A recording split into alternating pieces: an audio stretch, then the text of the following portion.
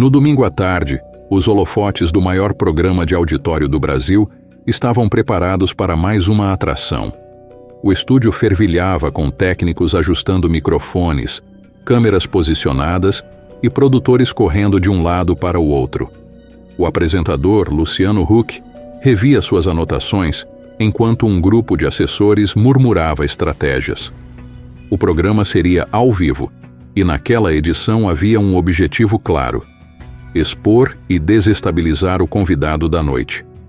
O nome da vez era Nicolas Ferreira, deputado federal por Minas Gerais. Jovem, conservador e conhecido por seu discurso direto, ele se tornara um dos políticos mais influentes da nova direita brasileira. O convite para o programa chegou com um tom amigável, um debate sobre desigualdade social e os desafios da juventude na política. Mas nos bastidores, outra história era contada. Fontes internas revelavam que Huck e sua equipe já haviam preparado perguntas capciosas e armadilhas para enfraquecê-lo diante do grande público. Nicolas não hesitou em aceitar. Ele sabia que o jogo midiático era perigoso, mas também sabia que uma vitória naquele campo poderia solidificar ainda mais sua imagem. Seus assessores, porém, estavam preocupados.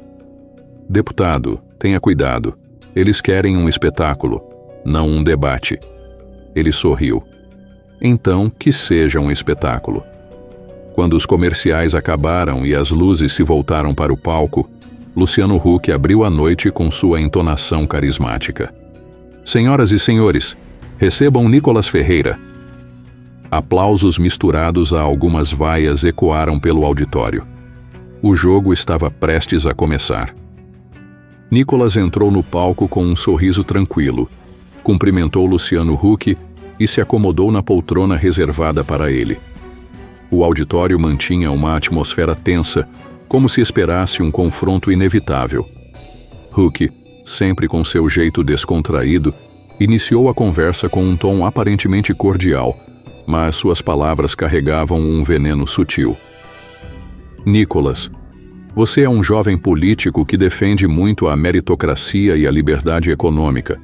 Mas como explicar isso para um menino que nasce na favela, sem acesso a uma educação de qualidade e sem as mesmas oportunidades? A pergunta era clássica, pensada para colocá-lo contra a parede. A câmera focou no deputado, esperando uma hesitação, um momento de desconforto. Mas ele não se intimidou. Luciano, eu venho de uma realidade simples. Sei o que é crescer sem privilégios. Mas sabe o que realmente prejudica esse menino da favela? Não é a falta de um Estado maior, e sim a corrupção e o descaso promovidos por governos que dizem defender os pobres, mas vivem em mansões e desviam dinheiro da educação e da saúde. Um burburinho tomou conta da plateia.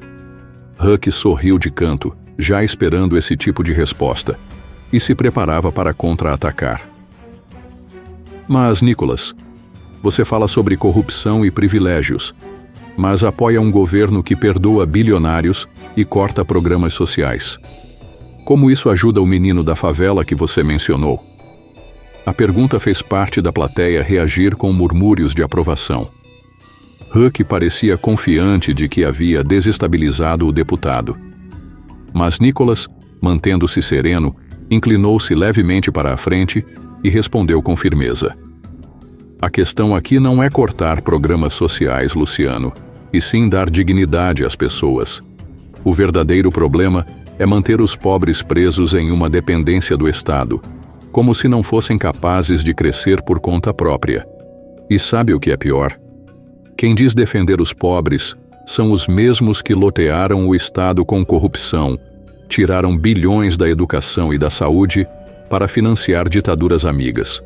Dessa vez, um silêncio desconfortável pairou pelo estúdio. Huck percebeu que precisava mudar de estratégia.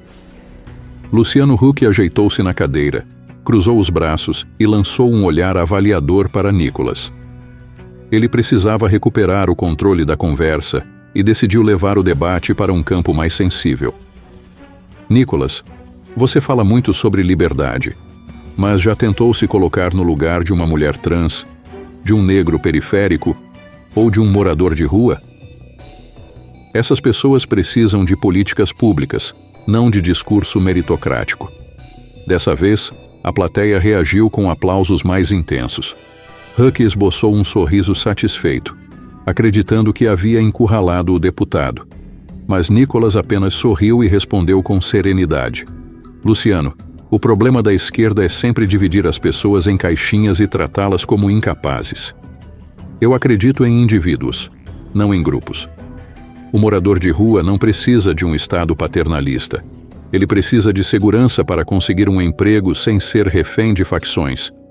O jovem negro da periferia precisa de liberdade econômica para empreender e não depender de esmolas governamentais. E sobre mulheres trans, eu respeito todas as pessoas, mas não aceito que ideologias sejam empurradas à força na sociedade. O silêncio novamente dominou o estúdio. Huck tentou rir, mas era visível seu desconforto. Ele olhou para a produção, que sinalizou para seguir com o plano. Certo, Nicholas. Já que você mencionou segurança, o que acha do aumento da violência nos últimos anos? O Brasil nunca teve tantos assassinatos e muitos culpam o incentivo ao armamento. Não seria o caso de rever essa política? Nicholas sorriu, prevendo a armadilha. Engraçado, Luciano. Você quer culpar as armas legais, mas ignora que os países mais armados do mundo são também os mais seguros. Sabe qual é o problema real? O crime está solto porque governos de esquerda passaram anos sucateando as polícias e tratando bandidos como vítimas. Eu prefiro um cidadão armado do que um bandido livre. Dessa vez, um pequeno grupo da plateia aplaudiu. Huck não esperava essa reação. Ele percebeu que sua tática de expor Nicholas estava falhando e que a resposta do público não era a esperada. A tensão no estúdio era palpável. Luciano Huck percebeu que seu plano de colocar Nicholas Ferreira contra a parede estava ruindo. Ele havia apostado que, pressionado, o deputado se perderia nas respostas ou demonstraria nervosismo, mas o que acontecia era o contrário. Nicholas estava cada vez mais confiante, enquanto o apresentador, acostumado a ter o controle do palco, se via encurralado.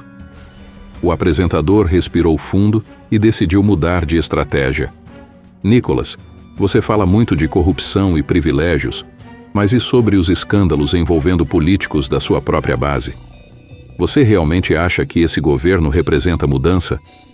A plateia reagiu com murmúrios de aprovação. Huck sentiu que poderia recuperar o controle. Mas Nicholas, novamente, permaneceu tranquilo. Luciano, eu não passo pano para corruptos. Se houver alguém no nosso campo que tenha cometido crimes, sou o primeiro a exigir punição. Mas me diga, por que a mídia não tem essa mesma energia para questionar o governo Lula? Um governo que tem ministros investigados, condenados e que voltaram ao poder como se nada tivesse acontecido?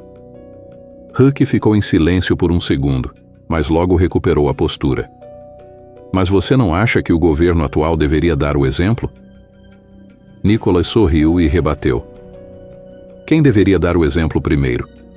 Quem voltou ao poder com apoio da mídia mesmo com histórico de corrupção ou quem está tentando mudar um sistema aparelhado há décadas? O silêncio foi cortante. Huck sentiu o impacto da resposta e mudou de estratégia novamente. Vamos falar de democracia, então. Nicholas, muita gente considera perigoso esse discurso contra instituições. Você não acha que isso pode incentivar atitudes antidemocráticas? O deputado inclinou-se para o microfone e respondeu de forma assertiva. Democracia não é submissão cega. O verdadeiro perigo é quando uma única visão de mundo domina as instituições e silencia qualquer oposição. E isso, Luciano, é exatamente o que estamos vivendo hoje. A plateia reagiu com aplausos. Huck olhou para o lado, visivelmente desconfortável. Ele percebia que a entrevista estava escapando de seu controle. Olhou para a produção do programa esperando alguma intervenção, mas já era tarde demais.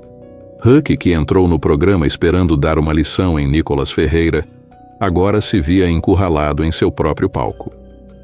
Huck, percebendo que qualquer tentativa de encerrar o programa de forma amigável soaria falsa, tentou um último apelo emocional.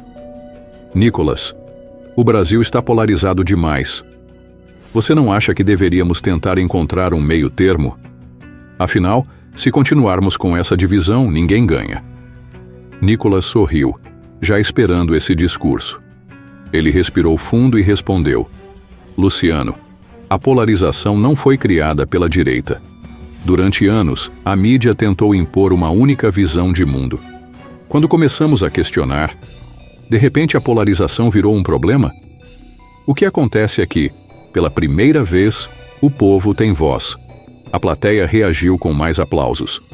Huck tentava manter sua compostura, mas cada palavra de Nicholas fazia sua estratégia desmoronar. O programa chegou ao fim, e Nicholas saiu do estúdio sabendo que havia marcado posição. Seus assessores comemoravam nos bastidores, enquanto as redes sociais explodiam em apoio. Luciano Huck, por outro lado, se retirava cabisbaixo, sentindo o peso da derrota. Ele tentou manipular a narrativa, mas acabou sendo superado em rede nacional. Nos dias seguintes, a entrevista se tornaria um dos assuntos mais comentados do país. As redes garantiam que a verdade fosse espalhada e cada tentativa de distorção era rapidamente desmentida. Nicholas, em um vídeo curto, apareceu sorrindo e disse: Eles tentaram nos calar, mas nós falamos mais alto. O Brasil está mudando.